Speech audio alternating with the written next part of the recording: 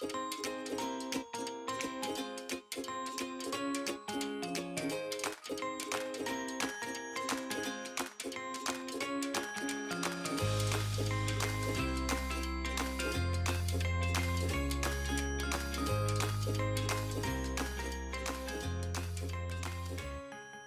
and welcome to What Is My Podcast About? This is a podcast where every couple weeks we take a deep dive into a specific topic to figure out if we want to make a podcast about it. Haven't found a topic yet? Maybe one day soon we will. And then we get to finally make our podcast. I look forward to it. Yeah, I look forward to making a podcast with you guys. I think it'll be fun. I'm your host, Peter Akerley. I am joined, as always, by Matthew Grace. Hello. And Keith Ramsey. Hey. Our topic for today is board games. This is actually an email suggestion, so quick little shout out. Thank you, Tachi Camargo. Tachi Camargo, thank you for sending us an email with this. Now, I do need topic. to preface that she did say, is my podcast about podcasts? And I want to say, no, her podcast is not about podcasts, but ours might be. Maybe she does have a podcast. I don't know Tachi's life. Maybe she has a podcast about board games. I never heard it, so it doesn't exist. Fair. If we do not personally know of something, it does not exist. I feel bad because that means the world's population just dropped by like 90%. That's way different from object permanency. Oh, before we get into that, let's just hang out. I don't get to talk to you guys very often. Anything going on in your lives? Nothing really. I've been kind of bored as of late. Oh, Matt. Alright, so podcast's canceled. Thanks for tuning in, guys. I'm sorry, that joke was kind of flat. I will come over there, Matt. Keith, you had something you were saying about Marvel to quickly change the topic away from Matt's terrible puns? Yeah, so we still want to try to avoid just talking about Marvel all the time, but some big news did happen recently. The first thing is that the Sony-Marvel negotiation for the contract is up in the air right now, so there's a chance that Spider-Man might not be in the MCU anymore. Yep. A bit upsetting. Multiple things like the hashtag Save Spider-Man on there. Jeremy Renner all but threatening Sony as Hawkeye that to give back Spider-Man, please. To be fair, this is really Disney that's fucking with the whole pie, because they had an agreed upon deal with Sony, and then Disney was like, what if more money for Disney? And Sony was like, no, we have a contract, we're going to stick with the contract. And Disney was like, more money for Disney or no deal at all. And Sony is fighting against that argument right now. Yeah, I really don't want another origin story movie for Spider-Man. You know who really doesn't want another origin story? Uncle Ben. Yeah, somebody think about Uncle Ben in this situation. But honestly, I don't see it. It seems very unlikely that they won't come to an agreement in about the 2 to 3 years they need to hash one out for the next Spider-Man. Yeah. I see them definitely coming to terms of some sort. If they don't, though, I feel like we're probably not going to see Spider-Man crossover anytime in the near future or even the foreseen future, because they have almost all of their properties back movie-wise. Yeah. The only ones they don't have are the ones with Sony, I believe, and that's just the Spider-Man mythos. They got everything back with the Fox deal. I think there's still this weird one with Paramount and the Hulk, but then beyond that, they have everything else. They have so much to work with, they don't need to rely on Spider-Man. They didn't when they started the universe, they don't need to moving forward. It's a shame to see him go if it does come to that, but it's not required. Yeah, so Disney wants more money, but they don't really have enough of a dog in the fight to, like, back down and take a worse deal, so... Yeah, true. And Marvel's kind of sitting fine as is with everything they have at the moment. Spider-Man, on the other hand, he's in a kind of dicey position. It's iffy, though, because... Wait a second. Matt, we're just moving past it. You're forcing them now. Marvel... It is a little bit iffy for Marvel just because they did set it up to be like Spider-Man was taking the place of Iron Man and he was going to be the leader of the MCU for the coming generation, and now he's potentially just not going to be in it. Who knows? Which is part of the reason I think that we're not going to see Spider-Man again if the deal falls through, because why risk setting something like that up again just to have it fall apart at the last second? Yeah. Another interesting thing is Tom Holland's been pretty quiet about all of this, but he was recently just hanging out with Tony Stark playing with like Iron Man and Spider-Man action figures, and people have noticed he's no longer following Sony on any of his social media, but he's still following Marvel. Nice. Other news, though, D23 did happen recently, and on top of that, they did announce 3 new character properties that are coming to the streaming service. I know one of them is going to make Peter very excited. So, in order of the announcing, we had Miss Marvel got announced, so they're doing Camilla Khan Miss Marvel. They announced She-Hulk, so they're going to be the Hulk series. Not the Mark Ruffalo one, but we're still going to get Hulk in a solo series. Yeah. And finally, Moon Knight was announced. Yes! Moon Knight! So those are 3 new series that are going to be coming as like short. I don't know. Not too sure if it's going to be like kind of like a one-shot small standoff thing, kind of like a small movie, or if it's going to be a limited series. But they're going to be in the universe as a whole now. Yeah, Moon Knight was the one you said the other time that has the 3 different personalities in the same person. Yeah. That is just and believes he gets his orders from the god of the moon. That is going to be phenomenal. Yeah. It's amazing, and I'm so stoked that Moon Knight's been announced for the Marvel Universe. Fuck. Now we have to talk about board games. You can't just talk about... Alright guys, so new topic.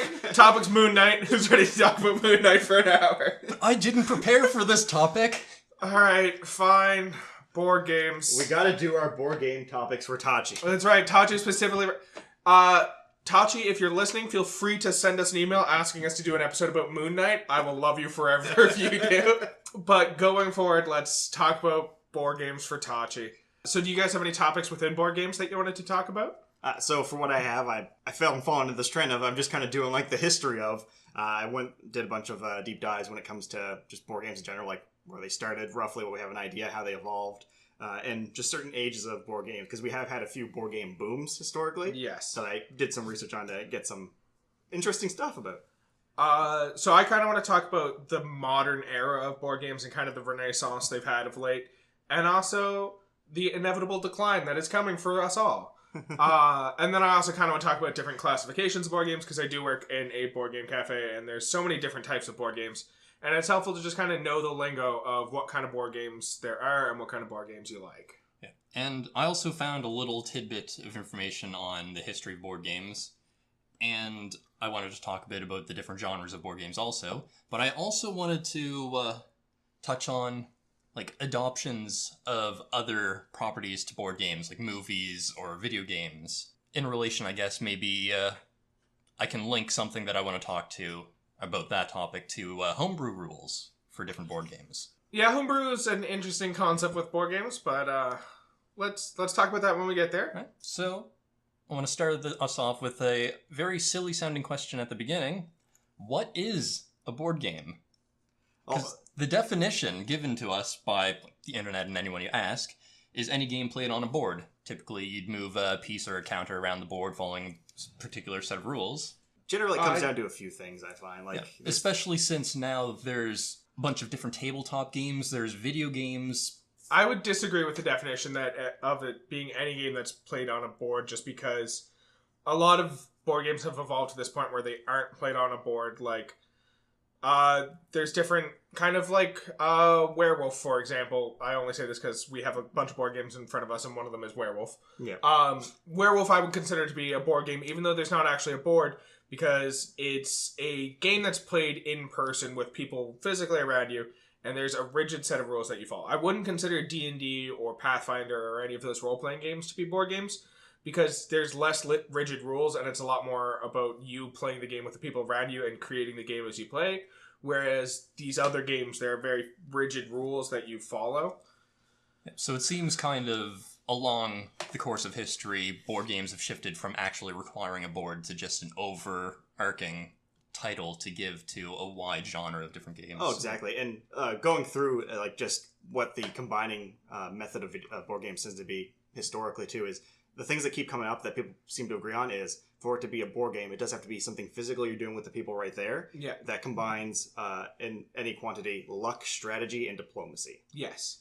And just to really nail the hammer home, has to be done with the people physically around you using physical components. So your video games and your Mario Party are not board games, they're video games. Different thing entirely. Well, yeah, they're a video game of a board game in a sense. They're played with the similar rule set, but it differs where it's more of the digital virtual media opposed to what's the physical one. And the board isn't really required. Then you'd have to say, well, is Yahtzee a board game? Well, you would argue that Yahtzee is a board game. Yes.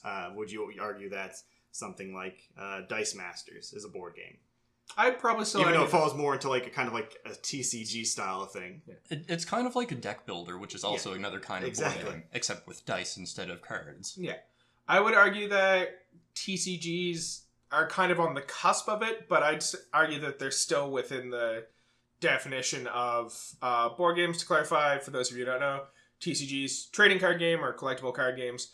games like Magic the Gathering, Pokemon, Yu-Gi-Oh, where you collect cards and use them to build decks of cards that you play with. Yeah, another game that's kind of similar in the boat where it's kind of on the fringe of is it a board game or not would be role-playing games. Dungeons and Dragons, Call of Cthulhu. Those ones also apply all of the same things you would need for a board game, but the difference is that really there's nothing you have except for the rule book for that. Yes. Yeah. And sure, you can have a board to use as a map or such. Yeah.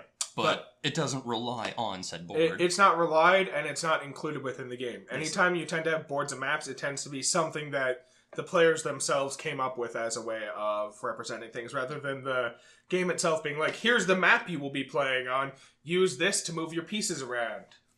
Yeah. They're very different ideas. I would say that role-playing games are on the cusp, but it's purely arbitrary from my own perspective, but I would say that role-playing games are on the cusp, but just outside of board games, and I would say that trading card games and collectible card games are just inside the cusp of. So with that question, that leads me to the question I wanted to ask, and from what you've all said right now, I can already guess your answers. Does a board game need a board to be called a board game? No. It doesn't hurt. In fact, it probably would put things into the category that wouldn't normally be categorized as a board game by having it, but it's not a requirement to be a board game. Yes, absolutely. The best example I can think of is the game Battleship. There's no board involved. It's just two little plastic pegs. Yeah, but it's absolutely a board game. Yeah. Oh, yes. Well, I suppose it makes most sense to kind of dive into our topic by talking about the history of board games and how we got to where we are now, so... Yeah, so when I was looking at it, the first recorded instance of a board game that most people could find would be around the time 5000 BCE.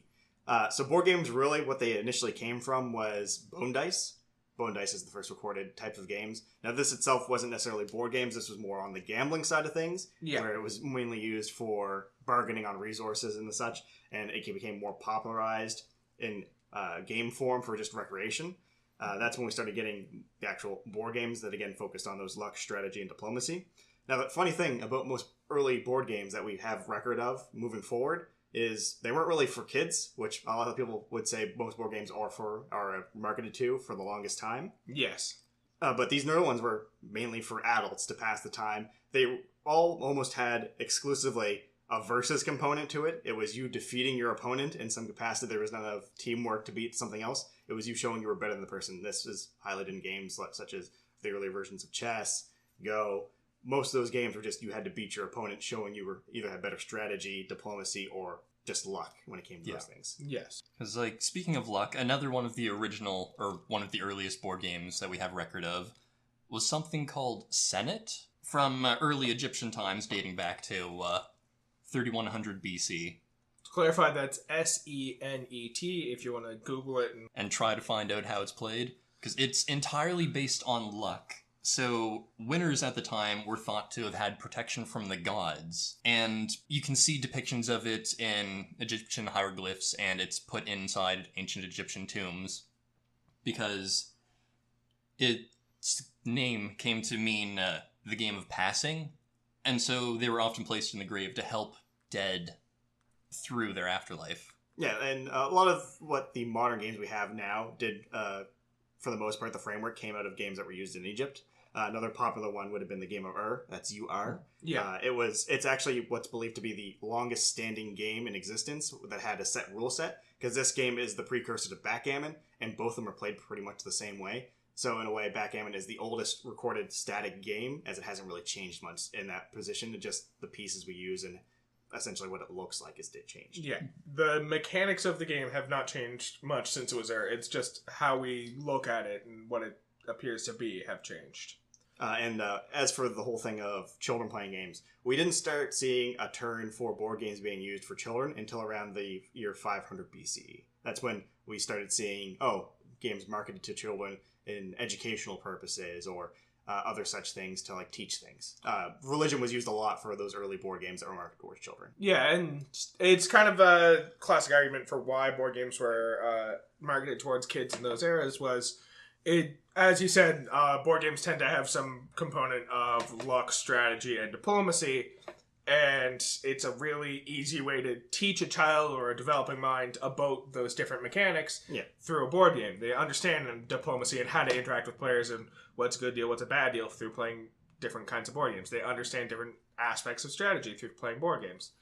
They understand that sometimes luck just fucks you, and you flip 5 coins and all of them come up tails when all you needed was a single heads. I'm very familiar with that kind of luck. And from that point, the game's history is kind of static. It doesn't change too much. We just get variations of games moving from that point. Yeah. The next big point, if you want to go historically for board games, was around the 1880s until the early 1900s. Yeah. That's when we had companies such as, Hasbro and stuff start popping up, and a lot of board games we now have. This is what's kind of known as the board game boom, or like the golden era of board games. This is when we got iconic games such as Life, Monopoly, Reversi, Chinese Checkers, Sorry, Scrabble, and Risk. The Archie Bunker card game. Yeah, those core board games that everyone knows about. Everyone's played at some point, whether you like them or not. But this is the era really where board games just kind of became mass-produced in combination with the United States and just the market for, the board games for the children, ages, 3 and up, just kind of just spread everywhere. Yeah, it's the genesis of the mass market board game. The flimsy $10 box that contains hours of fun within. Where kids could really start getting into trouble. Yeah, up to this point, it was pretty much, chess sets, checker sets, played backgammon card games. Not really a mass-produced, but a bunch of companies produced cards or these boards for it. Yeah. But this was like the marketed, like, oh, you need to play Risk, the game of global domination, or you need to play Clue to find out who the murderer is. Kind of the classic board games where if you ask someone who doesn't know anything about board games to name a board game, they'll probably name, like, Risk, Monopoly, and Life. Like, those kind of games. They all came from the same era. So I think the next kind of big thing in board games... We had a bit of a board game boom, and then in the 1900s, people were like, oh, these are cool. Let's make all of them. Every time a TV show comes out that's popular for more than one season, let's make a board game based on this TV show. So that happened to, it's more of what we're in at now, which is a more of a modern board game boom, which corresponds with the launch of Kickstarter. Kickstarter made it very easy to see the demand for certain board games, and we're back into, like, just so many board games are getting made for so many properties. And that's when what triggered 2013, where it's just like board games everywhere. We're back into that boom state that was back in the late 1800s, early 1900s. Board games for everything, as you said. I got a Resident Evil 2 board game over here. There's a Dark Souls board game. There's a CSI board game. Assassin's Creed board game. But yeah, we had a similar one of those back in the mid-1900s, and that kind of caused the collapse of the board game industry for a little while there, where people stopped buying board games.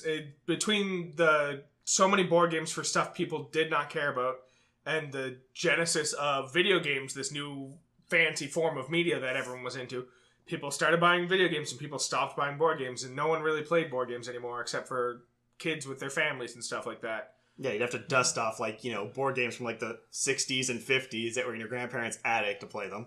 Yeah. There's a thick layer of dust on my Clue box down in my basement. And then, just as you're saying, back in about 2013 is when we had the renaissance of board games as of late. And a lot of people attribute it to the fact that most video games that had kind of stolen the market from board games had started to go online. So you were no longer sitting in the room with the people you were playing with. Yeah. You were talking to people over the internet who you perhaps had never even met before.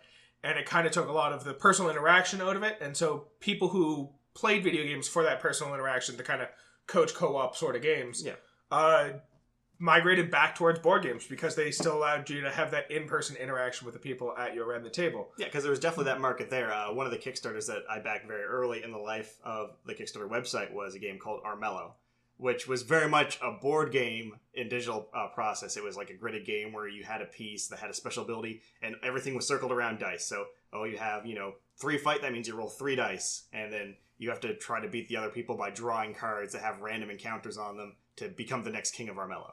A lot of people attribute the kind of renaissance of board games to kind of Eurocentric games, or not Eurocentric, but Euro games, which came out in Europe initially.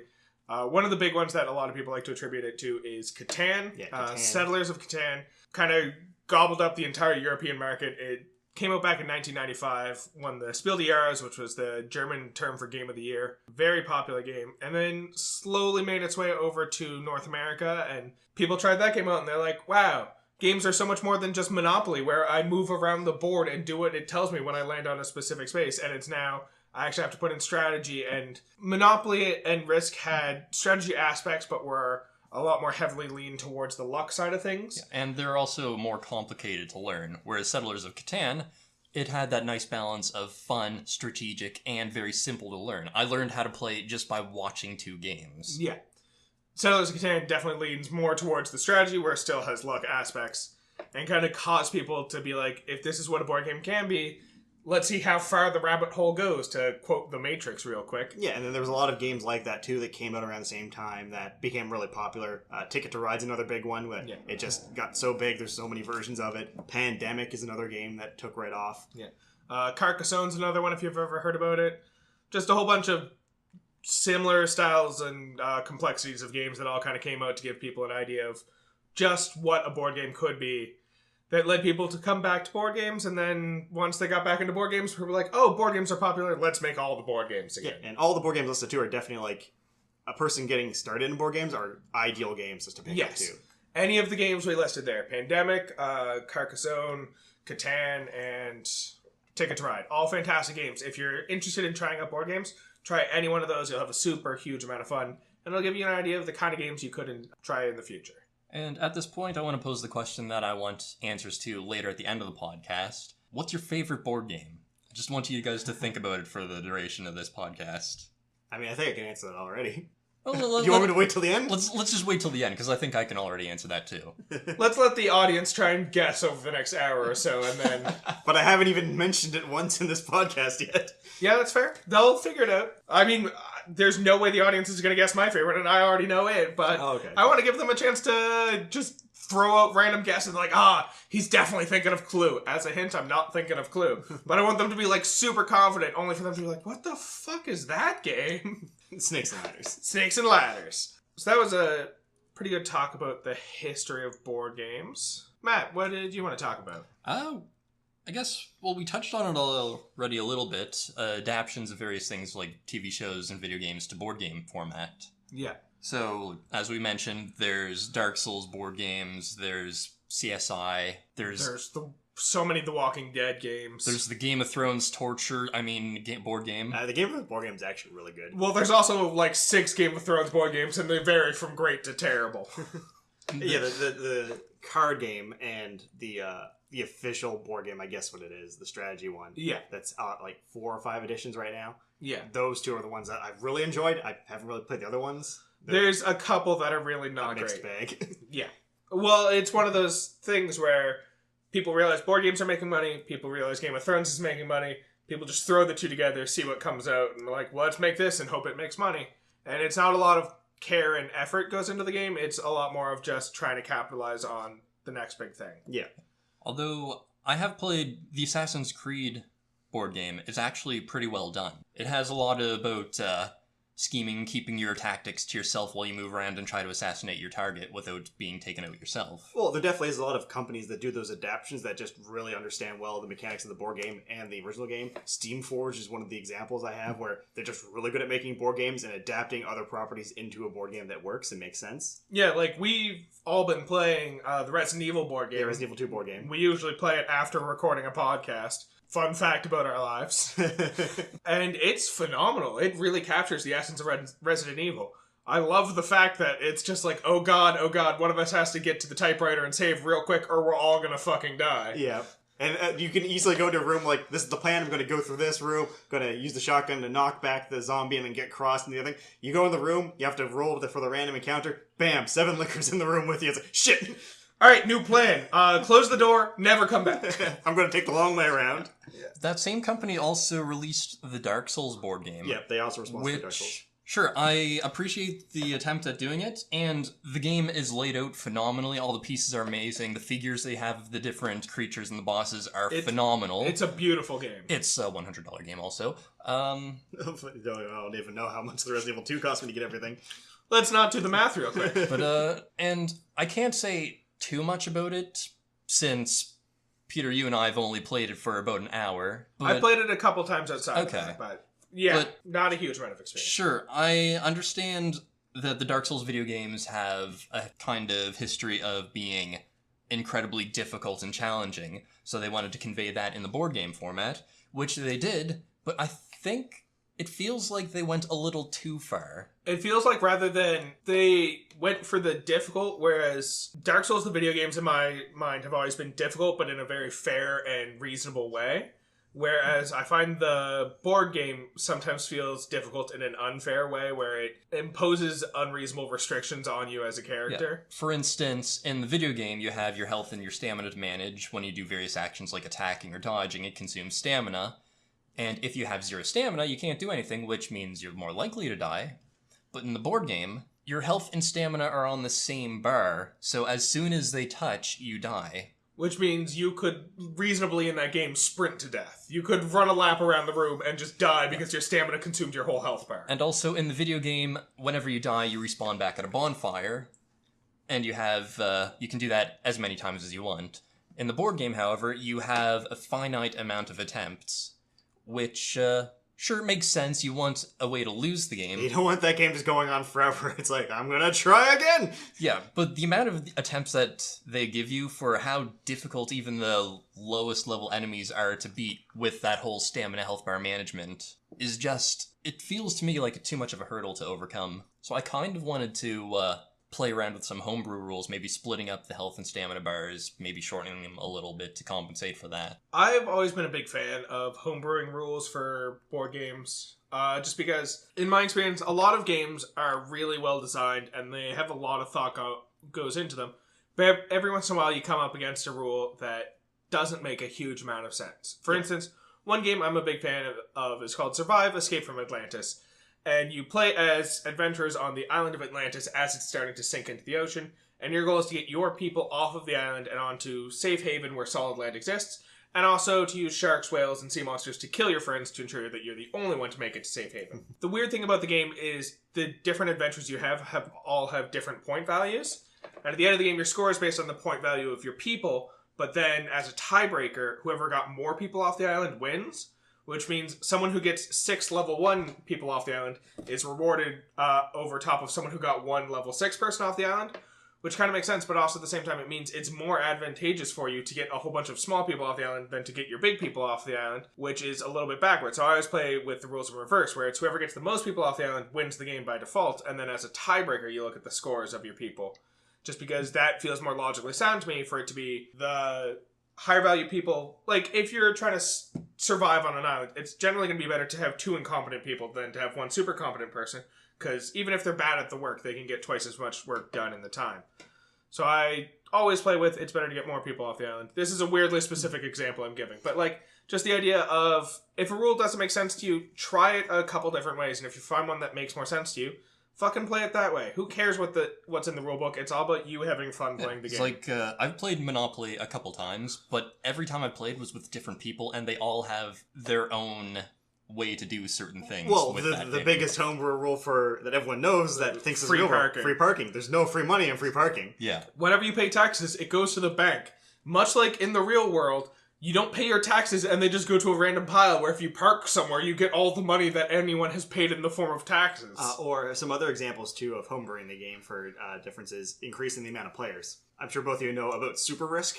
Yes. Where you take 2 different versions of Risk and just combine the maps, so you can have players playing between those 2 maps. So you essentially double the amount of players you can have without causing a bunch of people to be scrunched into a small board. And you just take certain areas on the map to connect them to the other spots so that there's still a way to traverse between them. Another good example is one of the games I really enjoy, which is Betrayal at House on the Hill. The game already has it built in that it has scaling villains based on how many players you have for that difficulty. So it's not too hard to scale it past what the game has, especially with the fact that every character model has 2 sides to it. So you don't even have to make up character stats. You can just write down on a piece of paper the stats of the side that someone's not using, and put a figurine down to mark that new person using the other character. Yeah, for instance, there's the little boy in Betrayal at House on the Hill. Or Betrayal at House on the Hill. Yeah. And there's 2 sides. If you want to play as little boy, you either play as Brandon Jaspers or you play as Peter Okamoto.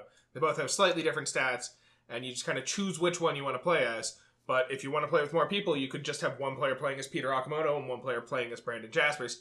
Even though in a normal game of Betrayal, if you're following the rules as they're written, only one of those characters is being played, there's nothing wrong with homeruling it where you can just have both of the characters being played at once. Yeah, because most of the bosses in the game will have, like, they have, 10 health points plus 2 for every other player in the game. Yeah. Because they take into account that, well, if you're playing with 2 people, well, then it makes sense they should only have a small pool of health because it's a one-on-one fight. But if they have the full, group of 6 playing in the game, you want it to be tougher so that they just can't, all take their turns and just burst the boss down. Yeah. Yeah. There's also a couple things, like the very first time we ever tried that game, the encounter that we ended up getting, the villain or the traitor would have had a more advantageous time if we had actually explored the mansion more, had more rooms unlocked. Yeah. Whereas we had started the haunt really early, so they lost in a couple of turns as soon as the haunt started, so it was very unfair for them. Yeah. So in a case like that, you could elect to delay the haunting for a different one. Oh, of course. So you want everyone to enjoy the game and not just have, one of the random components of the game prevent the game from getting to that point where it's enjoyable. Yeah, because the main purpose of playing a board game is just fun. Unless you're playing for high stakes. Betrayal has... so the rules for triggering the haunt in Betrayal is you normally roll... haunt dice. Yeah, you roll the haunt dice, and your goal is to roll less than the number of omens that have been drawn. Yeah. And if you roll less than that, then the haunt triggers. And some people don't like that because, the first omen you draw, there's a small chance that you'll just trigger the haunt right away. And so one of the home rules I've seen people start using is, instead of that, it's you roll dice equal to the number of omens you've drawn, and your goal is to roll like a 6 or higher. So on your first 2, you're guaranteed not to trigger the haunt. Yeah. And it's not until your third one that you start having a chance of triggering the haunt, and even then it's a really small chance. So it kind of does the same thing. It's a home roll, but it shifts it away from a potential really early haunt and makes it a much later haunt, which allows the board to be developed and makes the game a little bit more balanced in the late game. It gives more strategy for moving from room to room. Yeah, another good one I've seen used for Betrayal as well is that the haunt can't be triggered until at least an amount of omens are equal to the amount of players in the game. I like that rule. I would even add the caveat, because I've seen it fucking happen. At the very least, have a home rule of the haunt can't be triggered until everyone's had a turn. Because I've seen, like, a 5-player game where on the 4th player's turn, everyone's drawn an omen, and so the haunt gets triggered before the 5th player has a turn. Yeah.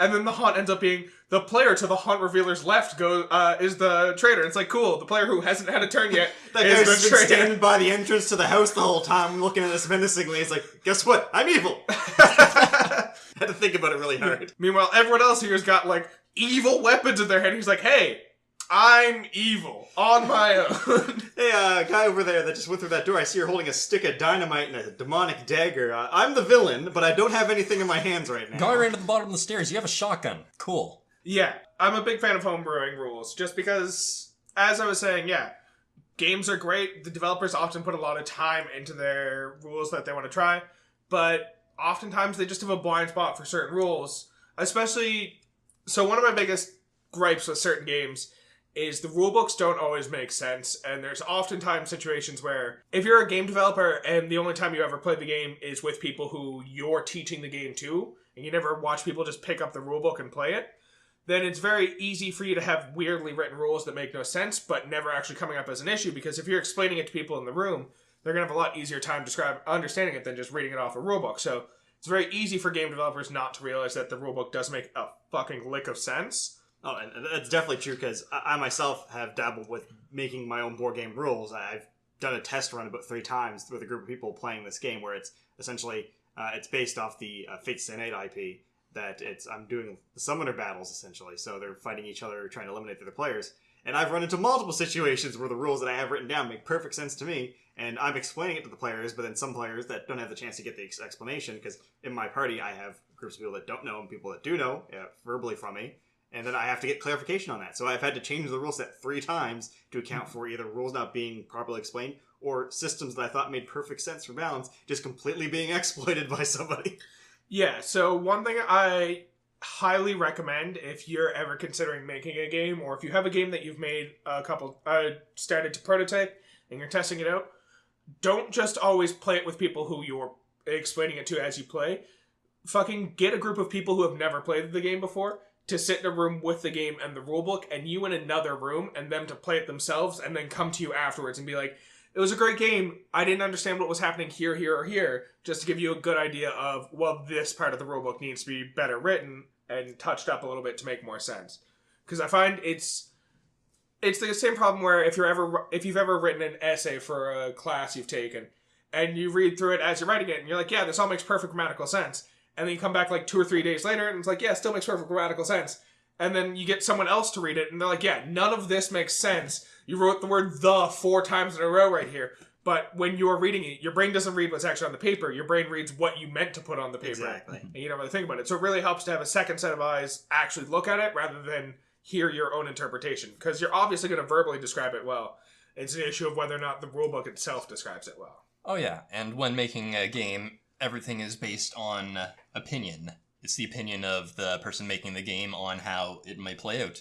They have no idea what another person will feel of that scenario, so always include other people in your discussions. Yeah. And like, classic example, you were talking about not understanding exploits that were there. I remember there was a time when you were developing your new role-playing system for when we did our whole superhero role-playing system. Yeah. And you're like, all right, this is the bare bones of the system. I don't have any of the mechanics introduced yet. Just this is the bare bones. I want you guys to have test fights and try and break the system as much as you can. Yeah. Just so I can see where the issues are and what kind of limitations I have to put in place.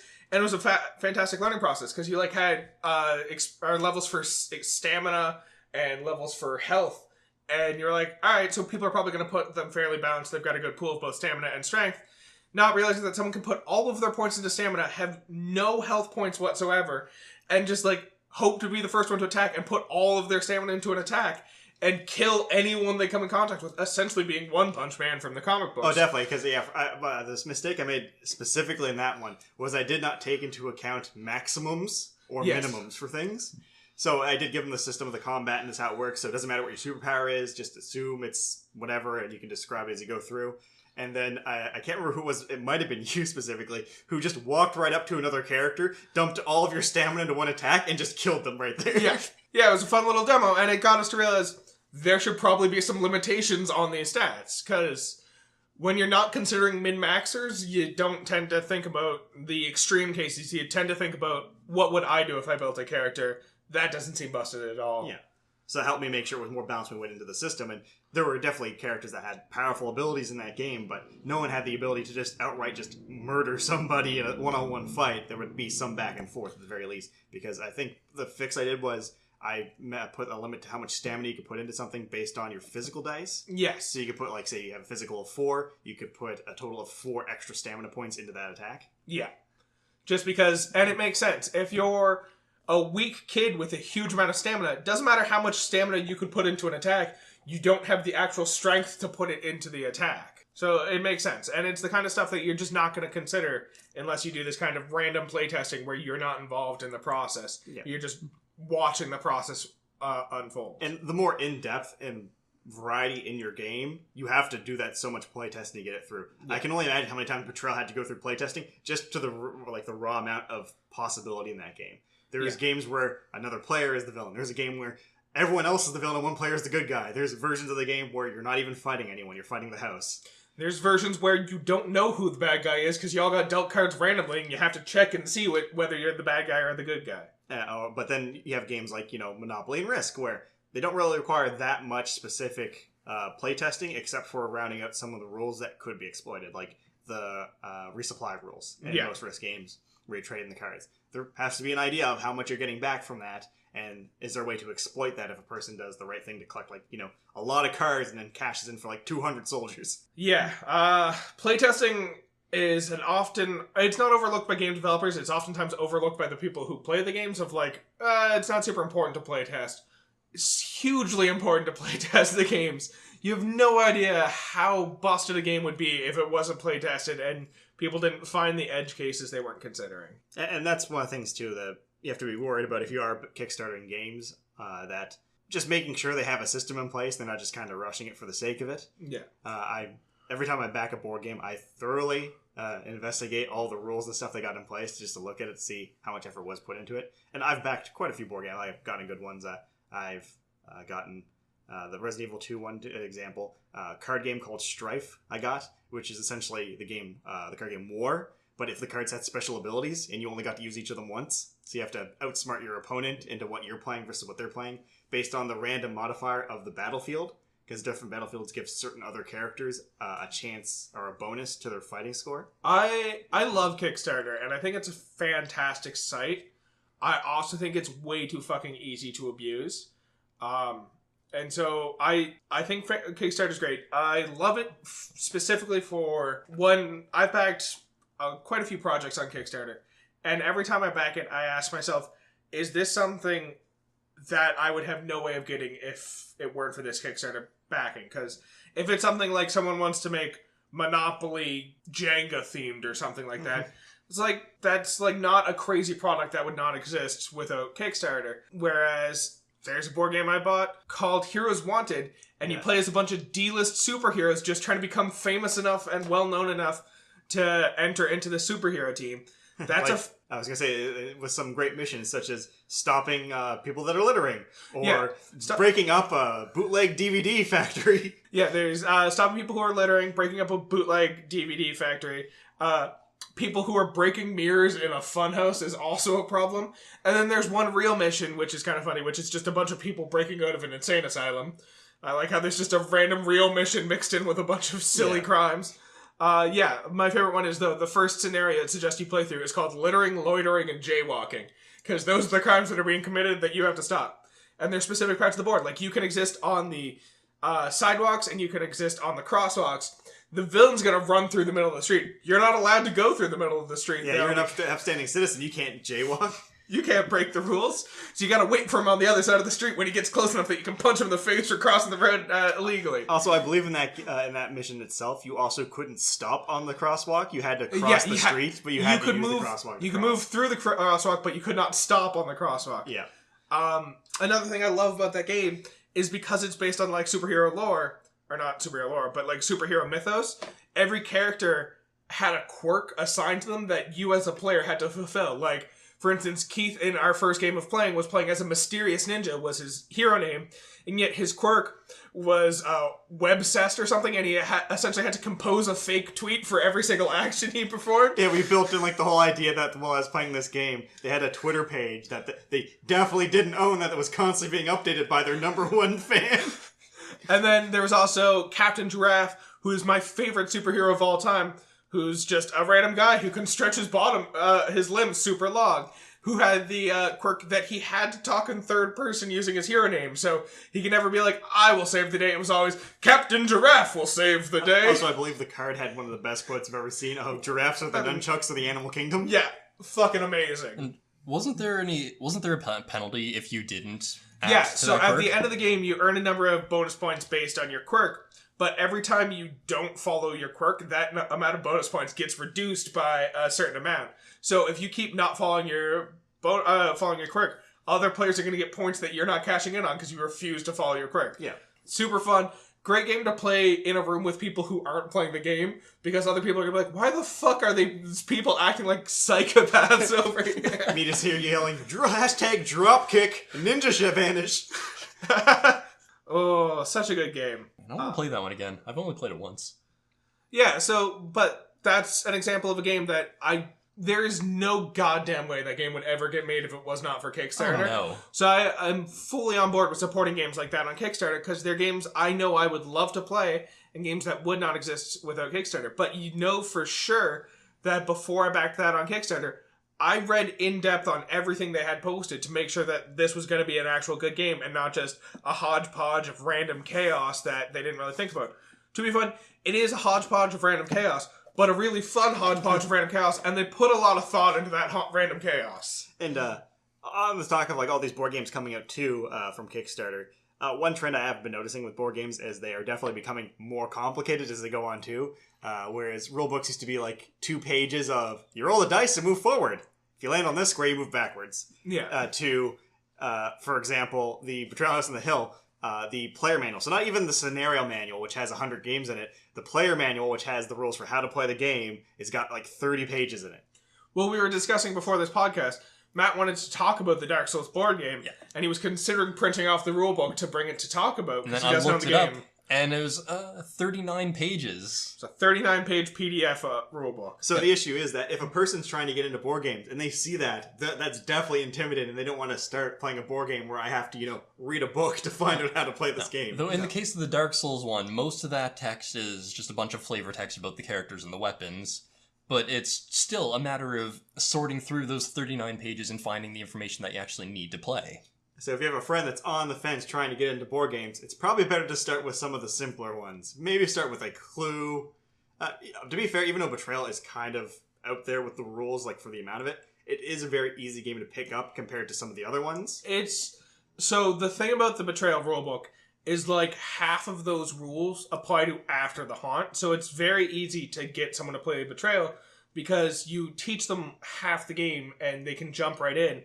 And then it's not until the haunt that you have to bother worrying about the other half of the rulebook that they have to learn through. Especially if you're playing with a homebrew rule that forces the haunt to happen a little later, they have more time to get used to the main rules that they need to actually play.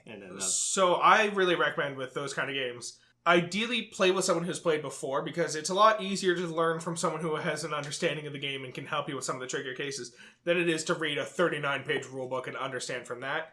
I also recommend playing as you go. If you try and read a whole rulebook and then start playing, you're going to have to keep going back to the rulebook anyway. So I recommend doing the setup as you're reading the setup portion of the rulebook. And then it'll describe what you can do on your turn. Start playing through your turns as you read the rulebook. The first game's going to be a hot mess and you're probably going to get some rules wrong. Yeah. But it's a lot easier to understand the rules through playing through them than it is to try and read the rulebook and then play based off of what you just read. One game I played recently and taught to two of my friends called Suro. There's two different variations of the game. There's one where you place tiles on the board and you move your piece corresponding to the path on those tiles. Game of the path. Yep. And then there's Suro. Of the seas. Of the seas, with the same concept. Your pieces are ships, and there's sea monsters that navigate the board and move depending on how dice roll. As we were playing, I couldn't remember the specific details of how the sea monsters moved. Yeah.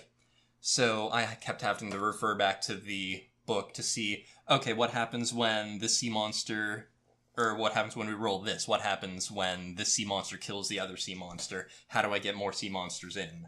Classic issues, but it would have been a lot easier for you to just kind of jump into the game and start playing than if you had the thought, well, I'm not 100% sure how the sea monsters work. So before we play, I'm going to spend 15 minutes refreshing my mind with the rulebook. Oh yeah, and since I was the one who was more familiar with the game, I had the rulebook by me. I'd do my turn so the others could see what they could do. And then as they were doing their thing, I was half paying attention to what they were doing and if they asked me any questions, and half combing through the book to what I was trying to find. Suro is another great one because, especially as the original Suro, just the game of the path, is like a 5-minute understanding session.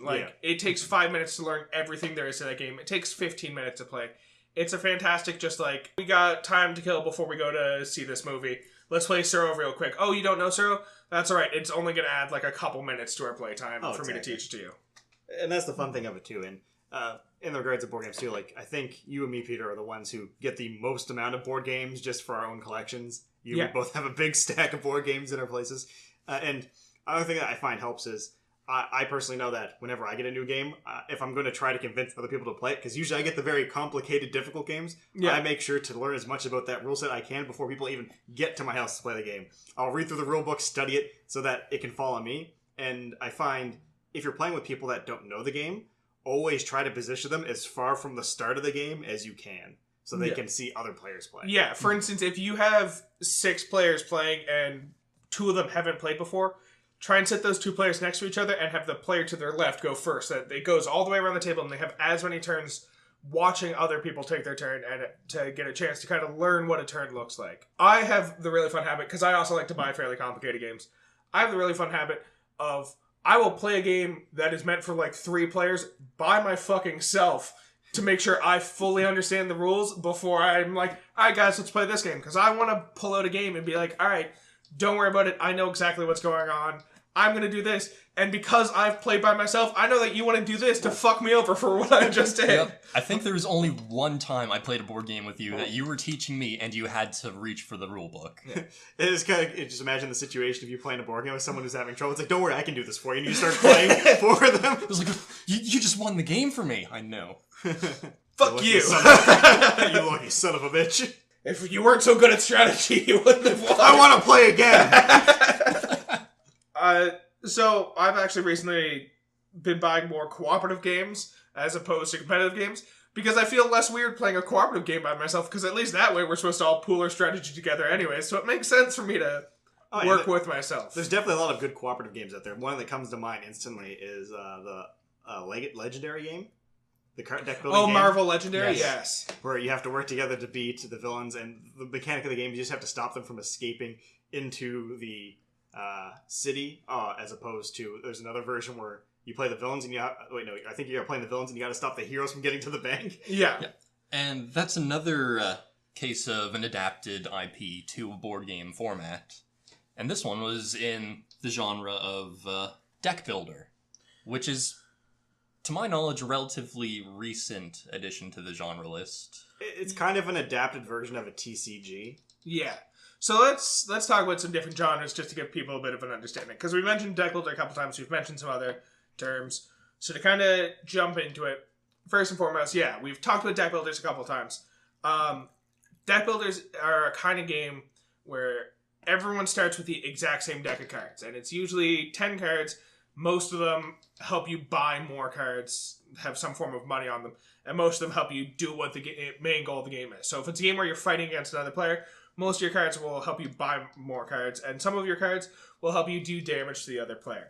And then over the course of the game, there's going to be cards that you're going to buy from a market using your own cards. So for instance, you'll have 5 cards in your hand. 4 of them are money, so you can buy 4 money worth of cards.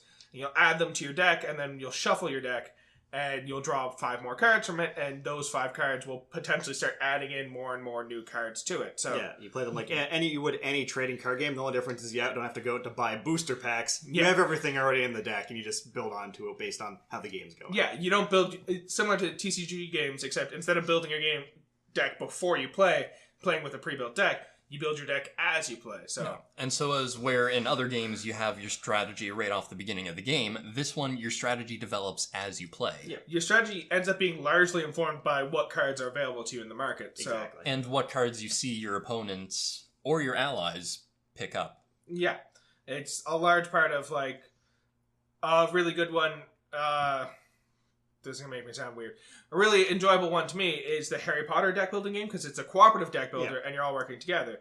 And so you can kind of focus on it a little bit and be like, all right, Matt, you've got a couple good healing cards already. Why don't you just go for all the healing cards and you keep me and Keith alive? Keith, you've got a lot of good attack damaging cards, so we'll help you get more attacking cards so that you can do stuff. And I'll just get a lot of like support cards that help you guys do what it is that you want to do more. And that way we can all kind of focus on what cards we want to buy. And we see a really big attack card come out and be like, all right, let's try and make sure Keith can get that because Keith's got really good attack cards already in his deck and he can capitalize on that better than me or Matt could. Right. Yeah, and then the difference that tends to happen, I find, when it's a versus deck building game, so games like Star Crusade or Heroes Brigade, where you have your starting deck, which has usually based on a theme. So Heroes Brigade, it's heroes and villains of the decks. Star Brigade, you pick a faction. And then what happens is there's the neutral cards. So they're like, you'll be like, mercenaries or something along those lines. And then every turn they'll get flipped up for new cards. And then you're competing with your opponent to buy those cards. Yeah, there'll be times like, holy crap, there's a ship there that will destroy my opponent's entire base. I gotta buy that right now so that he doesn't have a chance to get that and use it against me. So it's a lot of similar strategy, but from different ideas. You have to think about what's good for your opponent. And sometimes you buy cards because they're great for you. Sometimes you buy cards because they're great for your opponent and terrible for you, but you just don't want your opponent to get their hands on it. You're essentially just burning your hand down to make sure they don't get that. Yeah. Like, one card, or one deck builder I'm a big fan of is Star Realms.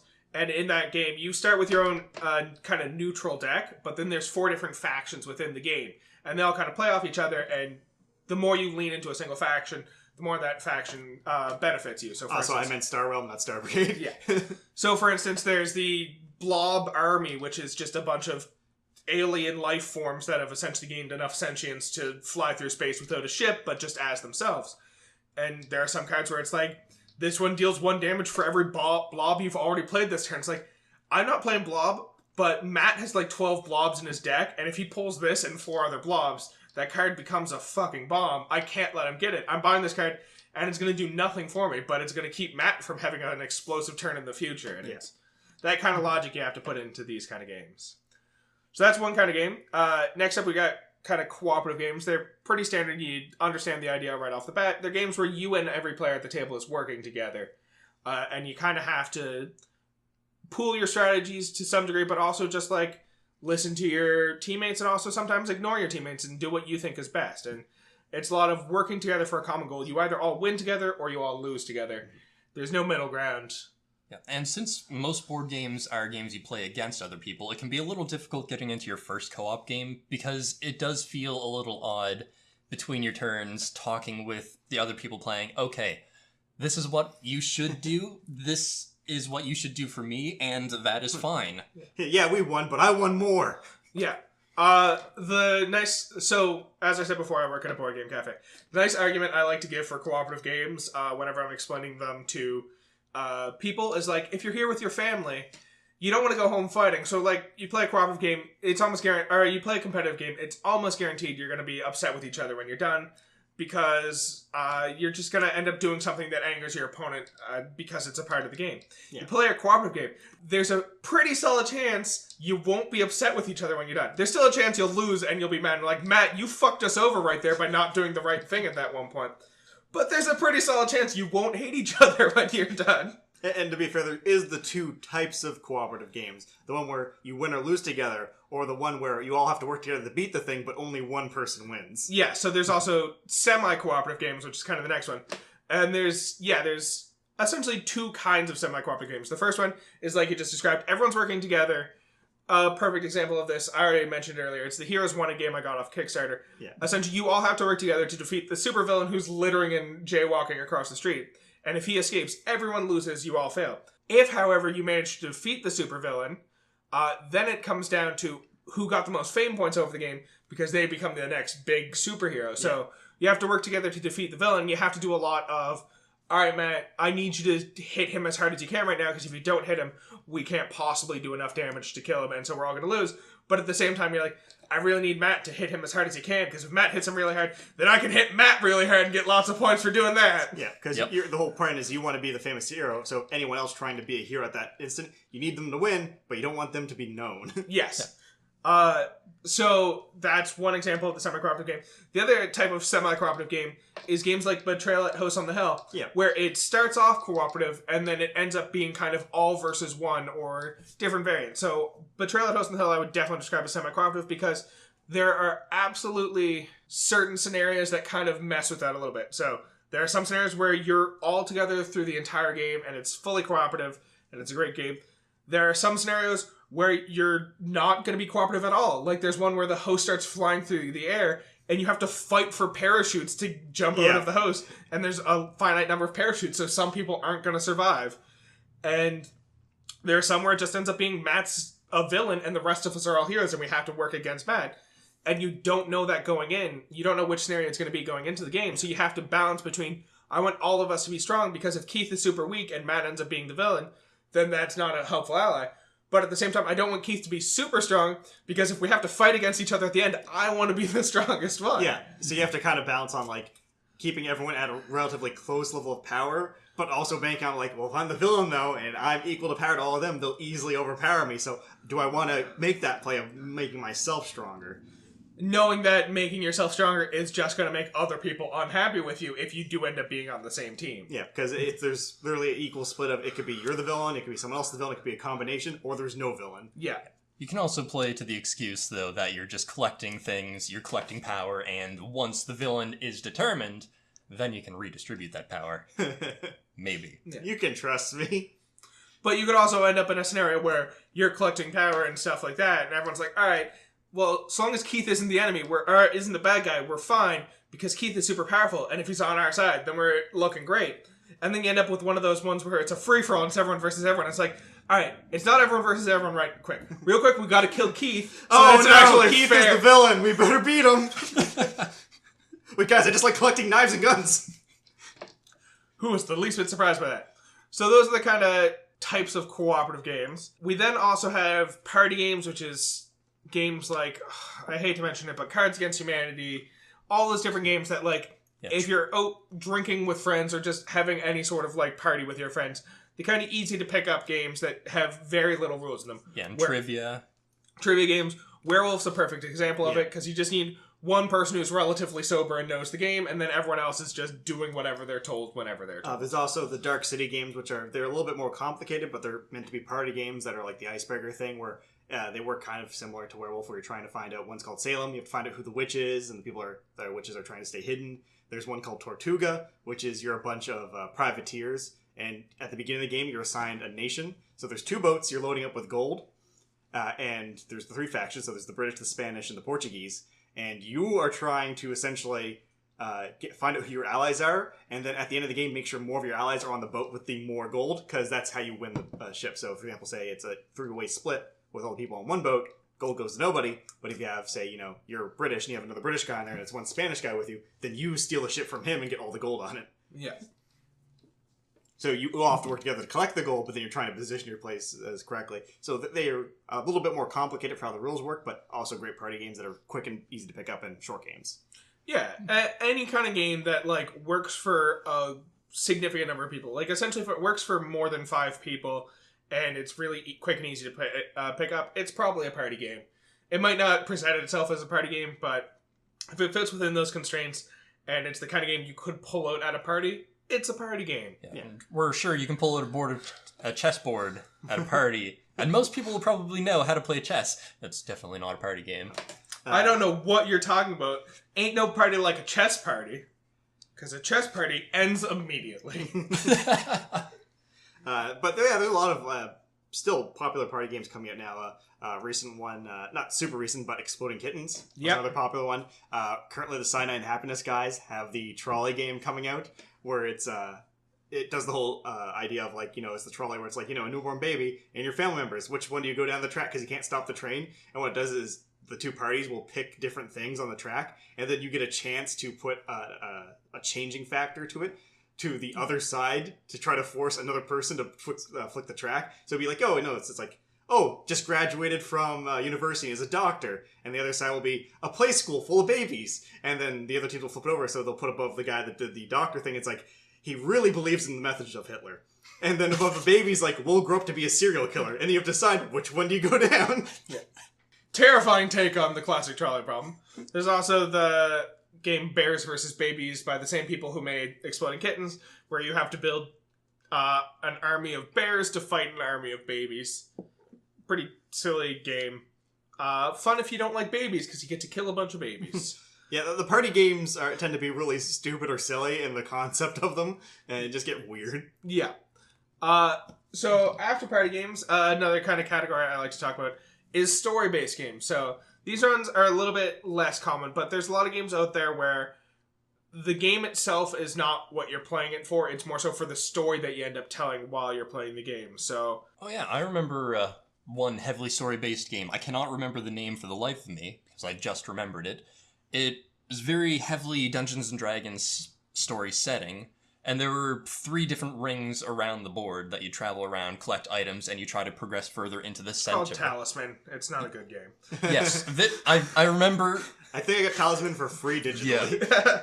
I remember there were lots of problems we had. It was a great game, but there were some horrible rules that we found needed changing. I don't find Talisman to be a terrible game, even though I just said it's not a great game. I find Talisman to be a horribly unbalanced game, where there are certain... It's a game where there's a whole bunch of different characters, and that's fine, and all the characters have different abilities, and that's a great way to make a game, but I get the feeling they did not play test it at all, because certain abilities are 1,000 times better than other abilities. Like, one ability is like, you can't walk into town to go shopping because you're an old hag. And another ability is, you're an assassin. If you're on the same square as another player, they die immediately. And it's like, how are those considered equal characters to play as? It's like that old joke of the Would You Rather game. Would you rather be on fire or have a credit card that has $1 million? Be on fire. Absolutely. Not a contest. Would you rather have your normal teeth or wooden teeth? Then there's also Mice and Mystics is another great one, where if you've never played it, it's another kind of D&D themed game, except instead of being like you're playing Dungeons & Dragons, the story is that you're a bunch of heroes who got transformed into mice by an evil witch, and you have to fight against spiders and rats and centipedes in order to escape from the castle and then slowly come back to fight the witch and turn yourselves back into humans. So it's a cute little game, but yeah, fun game, interesting mechanics, but much more heavily built around the story that you're telling while playing the game than it is around the game itself. Another game that kind of falls into this category and also falls into the party game category that's really good is Red Dragon Inn. Red Dragon Inn's fantastic. Because it's one of those games that are really simple to pick up and play, and it can definitely be a party game, but it has that enough to be an after-party game where it's just some of the stuff that's going to happen just gets ridiculous. Yeah, and it has that classic Dungeons & Dragons setting in a tavern after a successful quest. And just the name of it, Red Dragon Inn, it can easily be turned into a drinking game. It's a game that has no drinking game mechanics built into it, but so much so wants to be a drinking game that, like, the idea of building a drinking game rules into it is like a single line you would have to add to the rulebook, where it's like, whenever you drink or draw a drink card and play it, move your intoxication level that much higher. Also, when you do this, drink that much liquor. I mean, that's the only rule you have to have. The simple one I would think of is, because you take a level of intoxication per the drink, it would just, you would take drinks to equal to that number. So, you take 3 levels. Fun. You take 3 levels of intoxication, you take 3 drinks. Yeah. Because all you do for that game, the only 2 objectives, drink your opponents under the table, and take all their money. Yeah. Well, don't run out of money. yeah, don't run out of money. I do, I enjoy the idea of making that a drinking game, because in theory you have 20 levels of intoxication you can take before you lose. Now, there's ways to futz with that, because you can lower your stamina or fortitude through different poisons and stuff, which doesn't count as drinking. But I still love the idea of playing that game as a drinking game and being like 18 drinks in and being just the sloppiest drunk and still trying to play this game and not pass out. Because that's the story of the game. If you get too intoxicated, you literally pass out in-game. Yeah. And I love the idea of getting to like 20 drinks in and actually having to fight the urge to pass out both in-game and in real life. When you pass out in the game, you pass out in real life. And then next up, there's also kind of team-based games. So classic examples of these would be like Code Names, or essentially any game where it splits the group into teams. So another example would be like Charades, if you've played that before. Not really a board game, but you're split up into teams, and the teams have to work against each other, coming up with answers and stuff like that. Be stuff like Cranium, Pictionary. Anything where you are on a team of people against another team of people. I guess, sorry. I guess. So team games. Not as much to say about team games. Yeah. And another genre that I stumbled across a name for that I'd never heard, but now that I've heard the name, it seems reasonable. Worker placement games. Worker placement's a very common genre. Essentially the way it works is everyone has a finite number of workers, so classic example of this is Stone Age. And Lords of Waterdeep also. Lords of Waterdeep as well. Stone Age, an example, each player's in control of a tribe of people during the Stone Age, and you have to send your people to collect resources, so you only have, like, say, 4 people in your tribe, and you have to choose what tasks you want to send your people to try and collect resources. And then you also, like, as an option, can send 2 of your people to a shack as their opportunity, and then when they come back, there's actually 3 people because of reproduction. Okay. It's the fuck shack. They go to the fuck shack together. But yeah, it's the idea of you have a finite number of people and you have to choose what tasks you want to do with your finite number of people.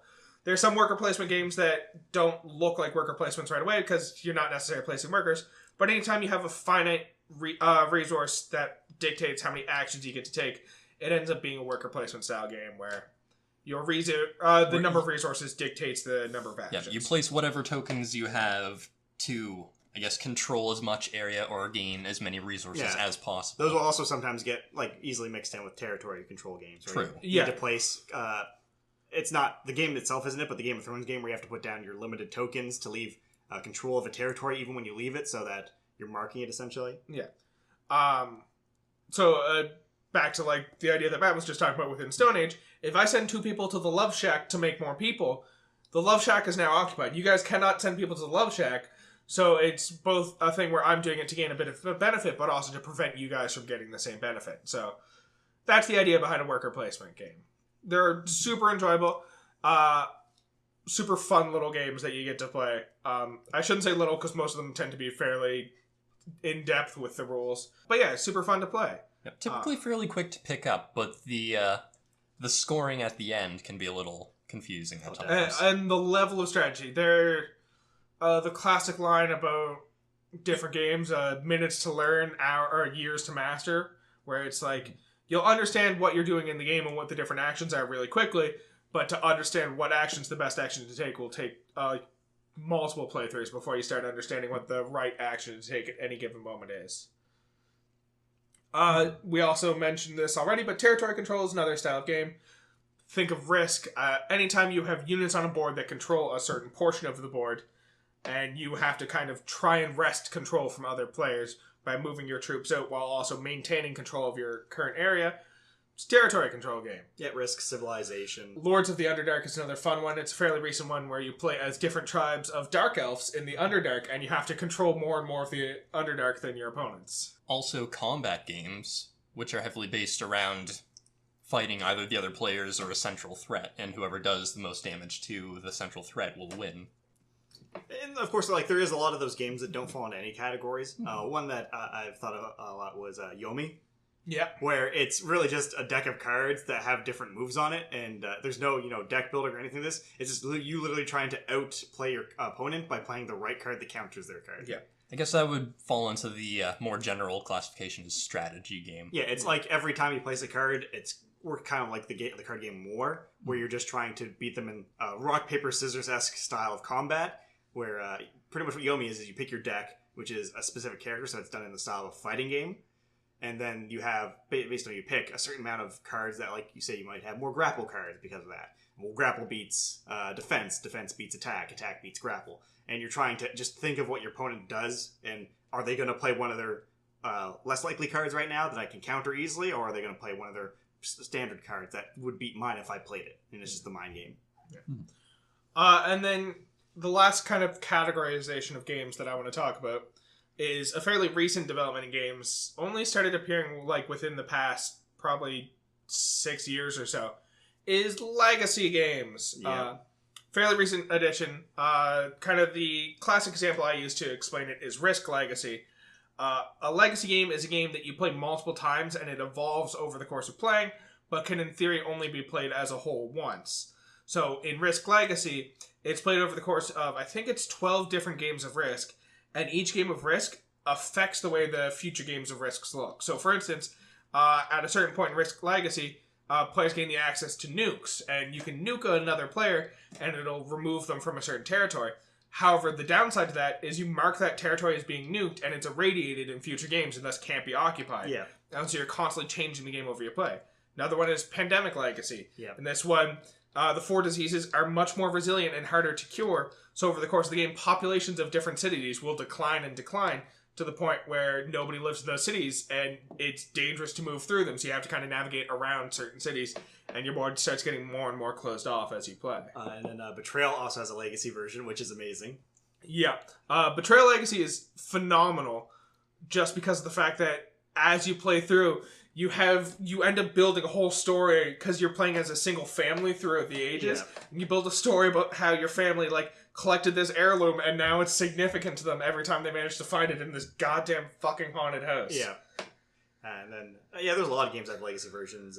Werewolf has a legacy version as well, where depending on if the werewolves or humans win, introduces new character types. Yeah, so for instance, if the werewolves win a couple games, then the humans end up sending more hunters or similar kind of ideas because this town is rumored to have werewolves and the rumors are becoming more and more prevalent, so werewolf hunters start coming to the town to start hunt for them.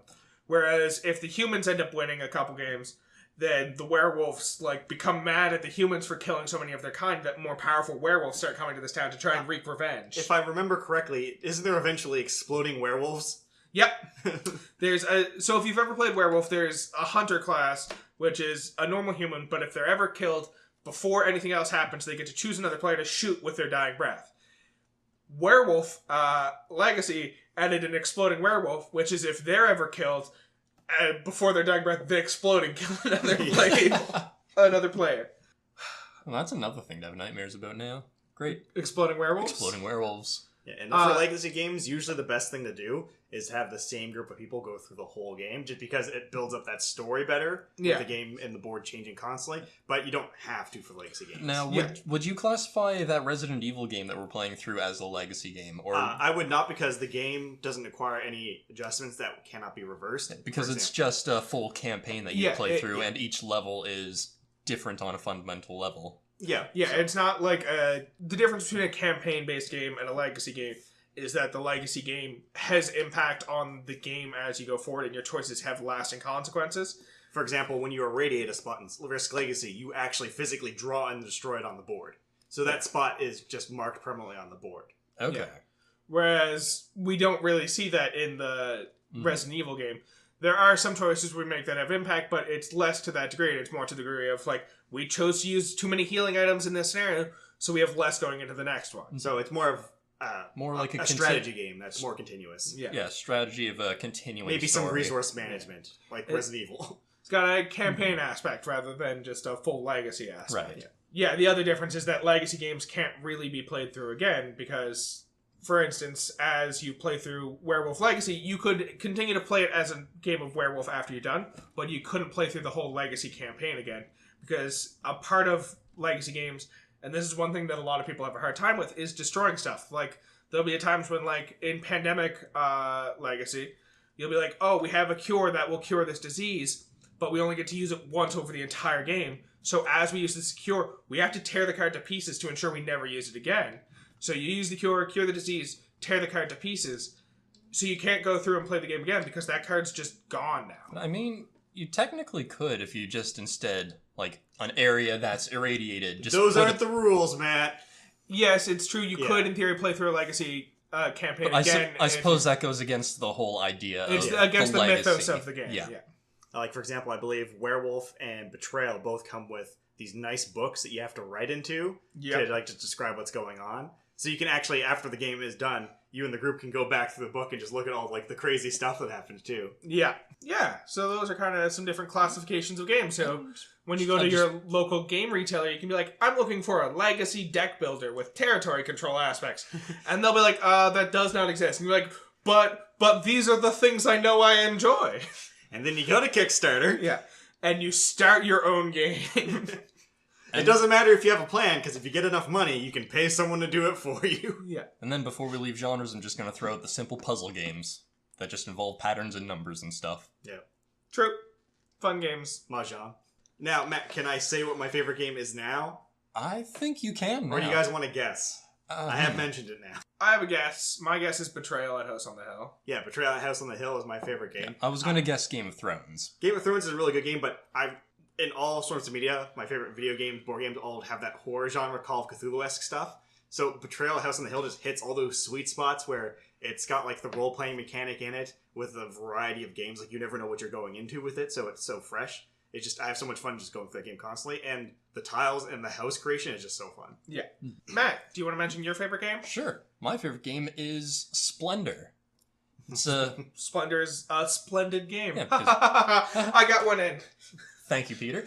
Yeah. I'm sorry, Keith. It's one we haven't mentioned, but it's a strategy-based game revolving around buying up land, various mines and stuff, by using various jewels that you can obtain for yourself. And the amount of jewels that you can have is dependent on the number of players in the game. And the objective is to gain the most points at the end of the game. I really enjoy Splendor. It's another one of those really easy to pick up, but a fair bit of strategy that you don't expect on your first playthrough. I'll mention my favorite game. We have not mentioned it. I got two up there. One of them we did mention. So Heroes 1, it is one of my favorite games. It's not my absolute favorite, but it's up there. My other favorite is another game I backed on Kickstarter and have not for a second regretted backing.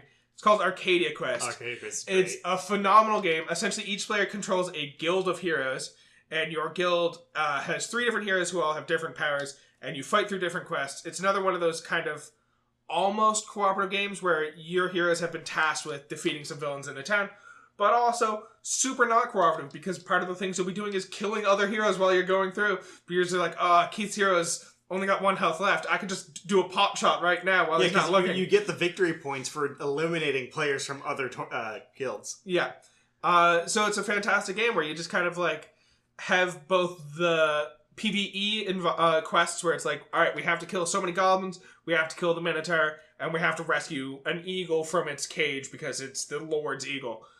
At the same time, we also have PvP quests where there's a quest for each player who's playing, and if you kill one of their heroes, you get a PvP quest completed. Also, I believe you get specific points for eliminating the most. Yes, there's bonus points for killing the most other players. So you can either go full PvE and just like, I'm going to ignore the other players and I'm just going to kill off all the monsters and get this quest over real quick.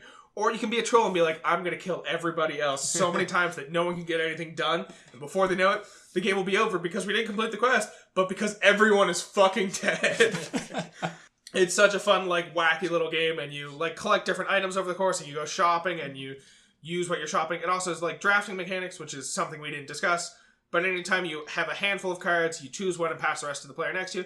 It's a drafting game. You repeat this process until you end up with a new hand of cards full of ones that you chose. I want to add a side note about the creation of board games and board game pieces. One of the things I like the most about Splendor is the tokens that are used for the jewels. They're so nice. They're solid plastic. You're not going to damage them for a very long time.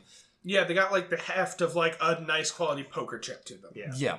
So I love it when makers of games put in the effort to make the pieces last. So many times at the Sport Room Game Cafe, I picked up a board game to play, and all the pieces are so worn out because there's drinks on the table, people are playing with them, multiple hands are going all over the pieces, they're all getting so worn out. Natural consequence, but anytime a game has that kind of longevity built into it, it's always super nice. Alright, so I have devised a little game for us to play today. I called this game, Peter's Great at Making Games, Let's Make Some Peter Games. So, the way it works is I have 5 different categories of games. Now, something you may or may not know is a lot of people make games out there. A lot of games get made. A lot of those games are a little bit fucking weird. So what I've done is for each of these categories, I've picked 2 real games, as well as a game I have considered making in the past. And I'm going to give you a brief description of each, and then you have to guess which one is the game I'm considering making, and which ones are the ones that are absolutely real games that are out there. So to start off, I'll start with legacy games, because this one I think will be the easiest. So to explain how it's going to work a little bit, I'll list the title of the game, give a brief description of the game, and then I'll give you both an opportunity to ask one question about any of the 3 games I've described, and then you both have to guess which one it is. At the end of the game, whoever has the fewest points loses, and we'll come up with a punishment for the next episode for you to suffer through. Probably like eat a hot pepper before we start recording and have to suffer through that during the intro. Oh, great. If I lose, I might die. However, because I don't know how difficult this is going to be, if neither one of you gets more than 1 point, so if the most points either one of you gets is 1, I'll punish myself and make myself do that punishment for making this test too goddamn difficult. Okay, just before we start the game, Matt, come over for a second. Yep. So what if we just, we don't get any of them right, and he just has to eat all the points? Oh, that's a good strategy. Yeah. So here's a thought for you, Matt. Keith could just be trying to get you to sabotage yourself so to guarantee he wins. Keith! I don't know how he heard that. Well, it seems all the cards are on the table. Let's get in this. Alright, so first up we have legacy games. The 3 games I have are called Gloomhaven, Charterstone, and Conquest: Con. So first up, Gloomhaven is a game where you play as a bunch of heroes in a world very similar to kind of a Forgotten Realms style D&D realm, except they created their whole suite of races for themselves. And you play as a campaign or a group of party of adventurers. Fuck, words are hard. A party of adventurers who are kind of questing through the land, discovering good and evil as you play, and working together as you play. Charterstone is a competitive legacy game where you are each kind of founding towns in this unknown land, and as you found towns, they kind of indicate where ruins are found in future games, and those ruins kind of indicate where you kind of have different stuff that can be found in the future games that you play, and it's a competitive kind of territory control style game. Finally, there's Conquest Con, which is a game where you play as different Khans during the age of Genghis Khan when the Mongols were all invading China, and you're all kind of fighting to be the greatest Khan while also simultaneously invading China. So you end up fighting with each other while also fighting with China. At the same time, there is a kind of autonomous player who represents Genghis Khan, who fucks everyone's shit up, and you just kind of try and stay out of his way. Fun part about this game is halfway through the game, the Great Wall of China gets built, dependent on where you guys have fucked up China the most over the course of the first half of the game. Now, I know you said we could ask a question, but I have a question just to clarify something about the game. Yeah. For the game, you said you made up one of these, and that's the one we're trying to figure out what it is. Yes. Is this a game you've just made up, or could it be you've decided that it's another board game that should be turned into a legacy game? This is completely made up by me. This is not a different game that should become a legacy. Oh, okay. I just wanted clarification on that. So let's see, a question. For the last game, I'm going to ask, is that the game you made up? Interesting question. I don't think I'm going to allow that to be one of your two questions. Well, I have to think of my question. You go first, Matt. Well, I don't think I have any question for this set of games right now. That last game, I don't think you created that one because that just sounds too good of an idea to not be made already. Could have went another angle on that one there, man. That's too good of an idea, Peter. It's too good of an idea. Peter doesn't have good ideas. Peter has shit ideas, and this is a good idea, so it's not Peter's idea. The one question we get, is it per round or through the whole game? Per round. Per round. So we can ask, so might as well use it up for each round. Anything like, how many players does it work for? Is it fun? What kind of components do you have? Right. How many different races for that first one? For Gloomhaven? Yes. I think there's like 4 different races, but each of the races have like different classes that they can specialize into that no one else can. Okay. I don't know the names of the races off the top of my head. I apologize. Or maybe I just haven't thought of the names of the races. You know what?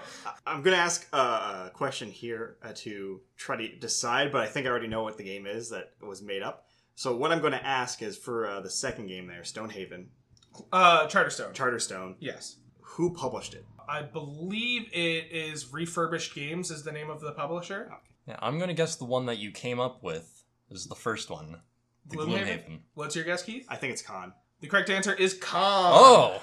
Peter, make this board game. It sounds fucking fun. I was making up this game and I was like, God damn it, now I just want to play this game where you play as Khans and invade China. As soon as you said that the Great Wall of China was going to be made wherever we mess things up, that was a big ol' selling point for me. I'm like, ooh. Oh, it definitely sounded like a fun game. What kind of shape can we make that Great Wall? Let's see if we can make a dick wall of China. Gloomhaven I've heard of before. I knew that one was a real one. I heard of Gloomhaven also. Khan, just like, I haven't heard of a Conquest game like that. Yeah. So if you had to ask more questions about the Conquest Khan game, I was going to come up with this fake backstory where, like, it's the third game in the Conquest series, and the first 2 were not legacy games, and they decided to, like, try and make a legacy version of it, and the first one was, like, Pharaohs, and the second one was, like, Caesars, and you play in, like, Egypt and Rome, respectively. I had this whole fucking story built up about Conquest Khan. Alright, so point for Keith, no points for Matt. Moving on to Category 2. Category 2 is all about themed games. So, took a theme, added a game to it, who knows if it was a good idea or not. First up, we have Werewords, which is a werewolf-themed vocabulary game where you have to hide that you're a werewolf while also proving that you know lots of words. Next up, there is Bob Ross, The Art of Chill, which is a board game based on the Bob Ross TV show, The Art of Painting, or The Joy of Painting, where you essentially paint paintings alongside Bob Ross and try and paint paintings better than Bob Ross does. And then there is... Isn't that just the TV show? It's essentially the TV show in a board game. And then there is Thwip Spider-Man, which is a game where you play as, essentially in the multiverse, different Spider-Mans who all unlock the powers at the same time and have to prove that you're the best of the new Spider-Mans. Ugh, these concepts. Why? I don't know. One of them I know, because one of them I made up. I'm not even sure what to ask in this situation. Now, what kind of supplies comes with the Bob Ross board game? So the Bob Ross board game, the idea is to paint, but you don't actually have painting supplies with it.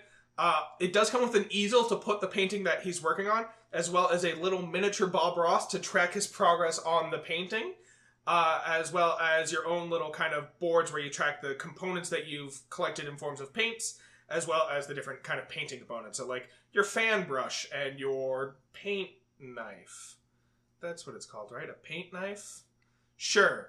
Paint knife. And then I will ask for Thwip Spider-Man. Thwip Spider-Man. The question is, what year did it come out? Thwip Thwip Spider-Man actually came out in 2018. I'm going to say Thwip Thwip Spider-Man, and in 2018 it came out. I think it means Out of Your Head. And Matt? I'm going to have to go with the Bob Ross one. Point to Keith. Yep. Thwip Thwip Spider-Man is a fake game that I came up with upon hearing that they were making the Spider-Man multiverse movie, Spider-Man Into the Spider-Verse. I was like, they're making that into a movie? Maybe they're going to make a board game based on this. You see, for the Bob Ross one, it was so far out of nowhere that there's no way that was what was just randomly made up. That has to exist. But also Peter. I know, but a Bob Ross game like that not existing just doesn't make sense. Yeah, so the best part, the Bob Ross game came out in 2017. What? I know, it's amazing. We have copies at the cafe to play. It's the weirdest fucking game you'll ever play. And then for the spelling werewolf one, that's okay, that definitely exists. Yeah. I don't know why it exists, but it absolutely exists. It's just the werewolf theme of game that it's come off Mafia and all that. It's just so easy to pull into different things it makes sense. I'm actually pretty sure I played that one before. So, next up, my next category of games that I may or may not have created is cooperative games. So, first up we have First Martians, where you play as a crew of humans who have been sent to Mars to start to colonize it so that more humans can actually move there. And you learn just how treacherous the red planet is. So you have to fight against mechanical storms and just dwindling supplies and all that stuff to try and not only survive, but to build a lasting colony that other people can survive in. Next up is Robo Revolution. Surprising twist, lots of companies have made zombie apocalypse games. This one is set in a robo-apocalypse game where you have to work together to kind of hide the last vestiges of humanity from robots while also farming for supplies. And then finally we have Stuffed Fables. Stuffed Fables is a game where you play as a group of stuffed animals tasked with protecting a young girl from the God of Nightmares. God of Nightmares. Yep. I don't want to guess the first one because I'm pretty sure I've heard about that game before. Okay. But I don't know if I've heard of it by coming across the game or heard of it through you actually telling me about your idea. That is the I do hard like to talk thing. about my ideas. For the Robot Apocalypse game, Robo Revolution, yes. what are the resources you gather?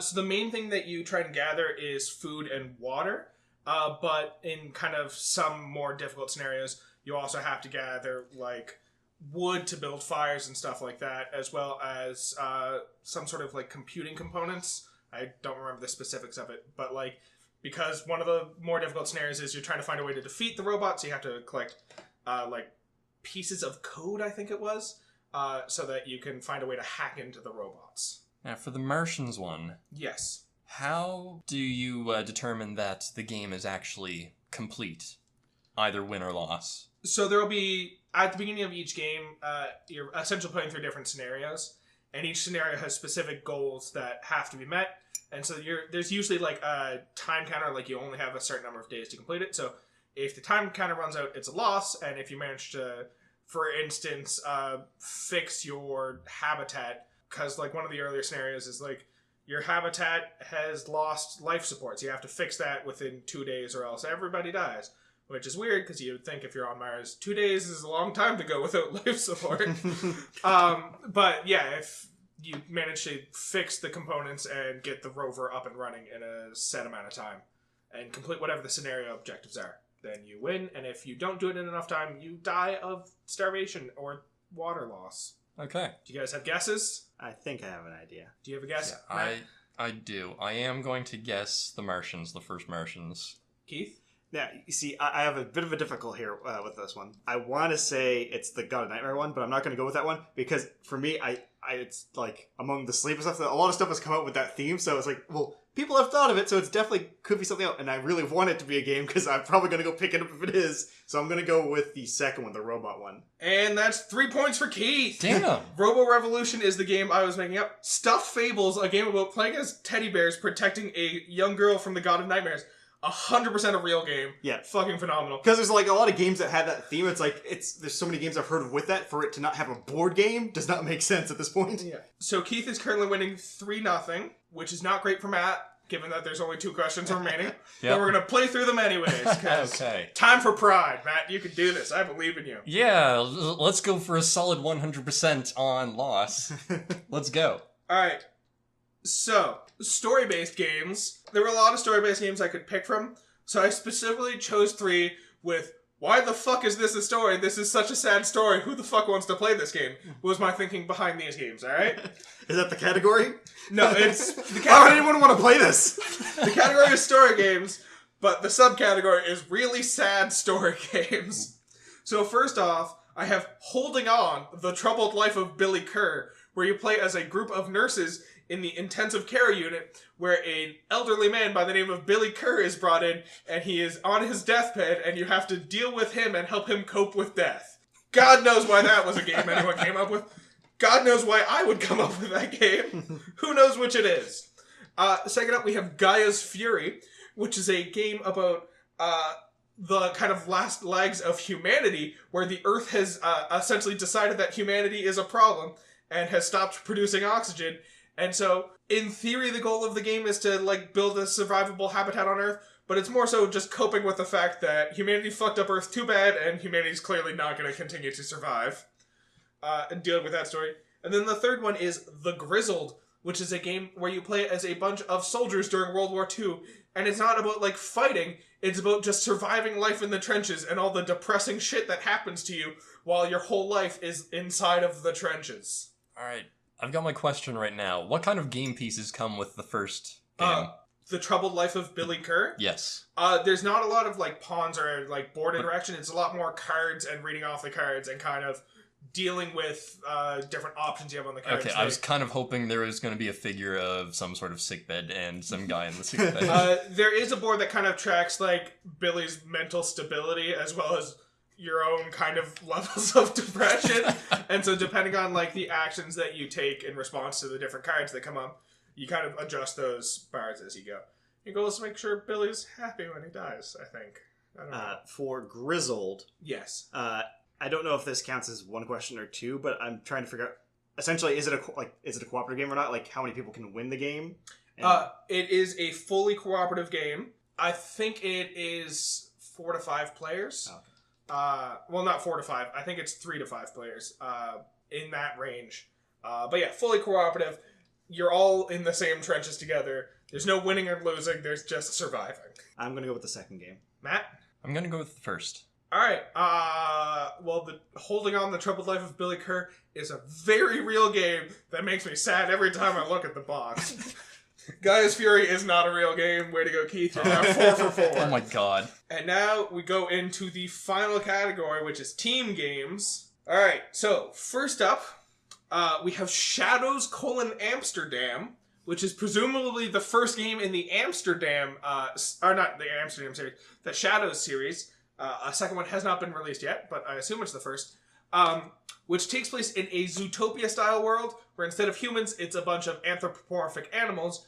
That is not necessary to know how the game plays. The way the gameplay works is you both teams represent groups of kind of private eyes or kind of private detectives that you hire, and you've both been hired to solve the same crime, and so you have to run around the map looking for clues.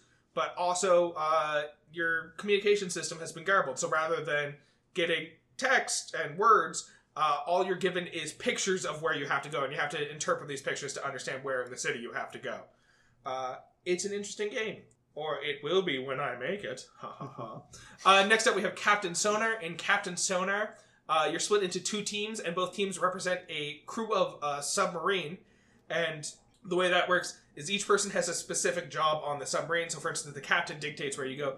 Your goal is to find the other submarine and destroy it. But instead of having a map that everyone plays on, you both have maps behind shields.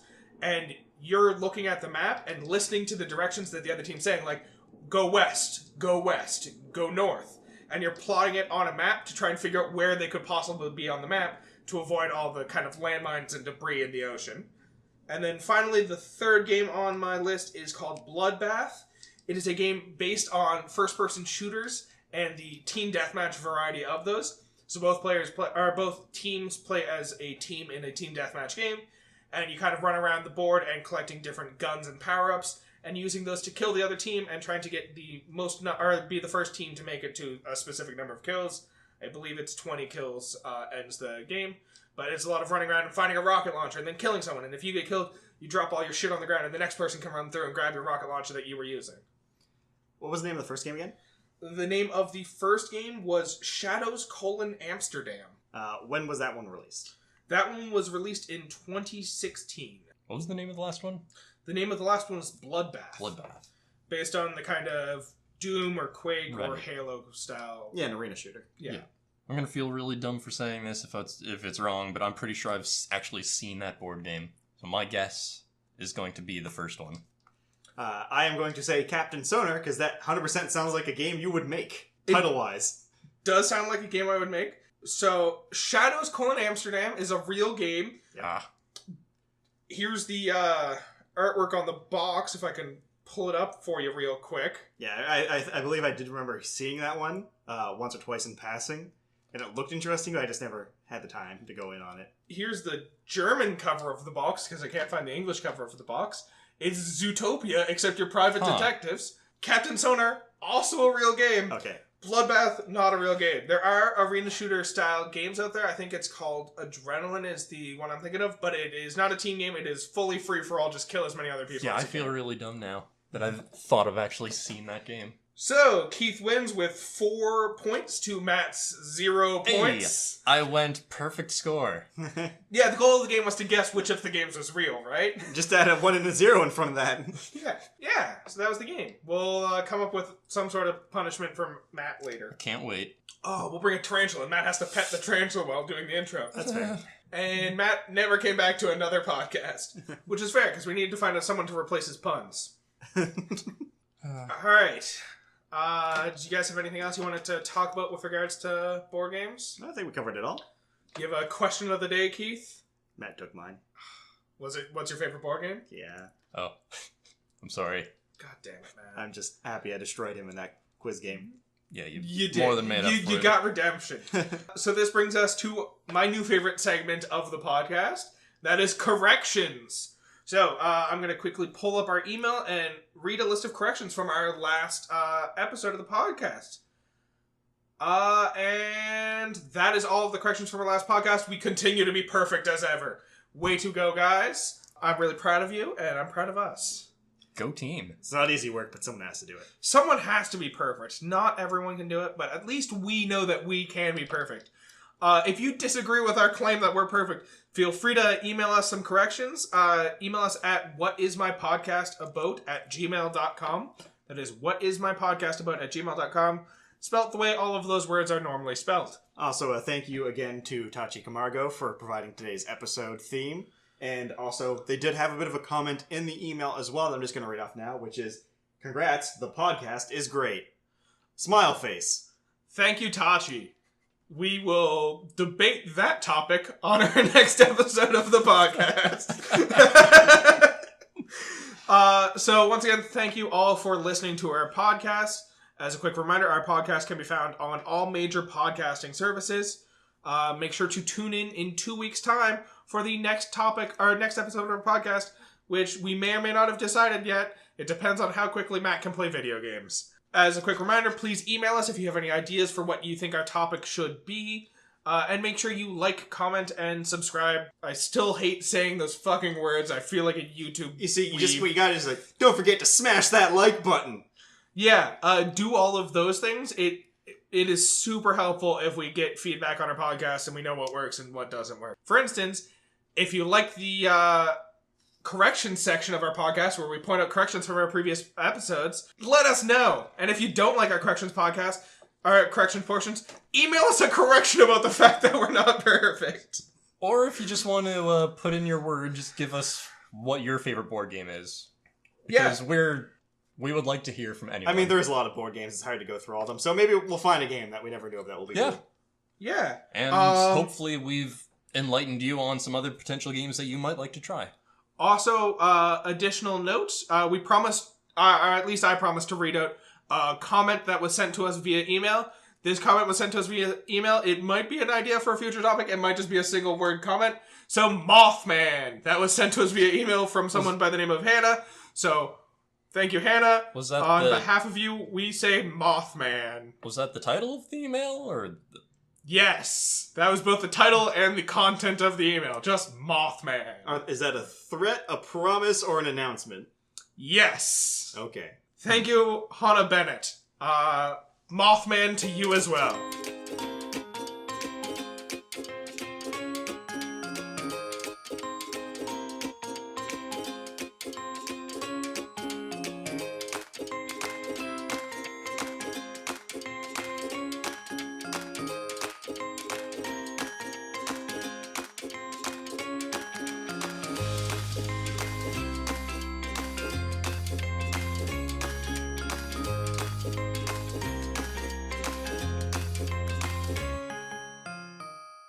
Because you get to kill a bunch of babies.